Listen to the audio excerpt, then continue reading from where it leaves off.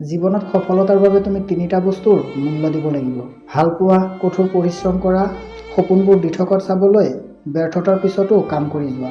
মানুহ কেতিয়াও ব্যৰ্থ নহয়, হয়তো সি জিকিব, নহয়তো বা সি কিবা শিকিব। ভাঙি যোৱা বিশ্বাস আৰু এৰি অহা সময় কেতিয়াও উভতি নাহে। কোনোদিনো মানুহৰ বিশ্বাস লৈ নেখেলিবা, নহ'লে এদিন চাবা যে নিজক বিশ্বাস কৰাবলৈ এই পৃথিৱীত কাকো কাষত বিচাৰি নোপোৱা। ভালপোৱা শব্দটো পূৰ্ণতা পায় বিশ্বাস শব্দটোৰ পৰা, আৰু যিটো বস্তু সকলোৱে অৰ্জন কৰিব নোৱাৰে। তোমাৰ সুখৰ বাবে যে মই তোমাকে এৰিব লাগিব, এইটো মই কোনোদিনেই ভাবাই নাছিলোঁ। কি দৰকাৰ আছিল ইমান অভিনয় কৰাৰ? কৈ দিলেই দেখোন পাৰিলা হয় যে এতিয়া মোক আৰু তোমাৰ কোনো প্ৰয়োজন নাই। যোনে টোপনি মাৰি আছে সিনো কেনেকৈ জানিব যে তাৰ বাবে কোনোবাই গোটেই ৰাতি জাগি আছে। প্ৰকৃততে আমি ভুলবোৰ তাতেই কৰোঁ, গুৰুত্ব নিদিয়াকৈ গুৰুত্ব বিচাৰি যাওঁ।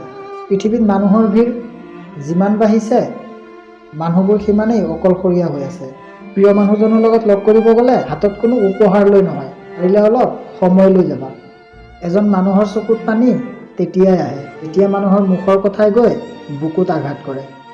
আৰম্ভ কৰিবলৈ সপোনৰ প্ৰয়োজন, আগুৱাই যাবলৈ চেষ্টাৰ প্ৰয়োজন, আৰু শেষ কৰিবলৈ দৃঢ়তাৰ প্ৰয়োজন। সেই মানুহজনৰ কোনো সন্মান নাথাকে যোন মানুহৰ কথাৰ লগত কামৰ কোনো মিল নাথাকে। যোন মানুহজনৰ ওচৰত আমি মূল্যহীন, আচলতে সেই মানুহজনকে আমি বেছি মূল্য দিওঁ। যোন মানুহবোৰে অলপতে সুখী হয়, সেই মানুহবোৰৰ ওচৰত সেই অলপখিনিও নাথাকে। মানুহৰ সুন্দৰতা সস্তীয়া, কিন্তু চৰিত্ৰ বহুত দামী। ঘড়ীৰ দাম কম হ'লেও কিন্তু তাৰ সময় বহুত দামী।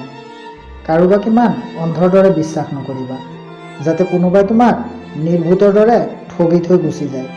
নীৰৱতা হৈছে জীৱনৰ সকলোতকৈ ডাঙৰ প্ৰতিশোধ।